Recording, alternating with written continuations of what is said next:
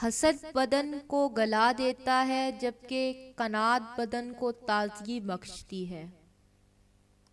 بہترین خوراک تعلیم ہے۔ عقل مند علم دوست اور کم گو ہوتا ہے، اور احمق بھی جب تک خاموش رہتا ہے عقل مند شمار ہوتا ہے۔ جھگڑے کو تیز ہو جانے سے پہلے اسے چھوڑ دو۔ عقل مند وہ ہے جسے غصہ دیر سے آتا ہے۔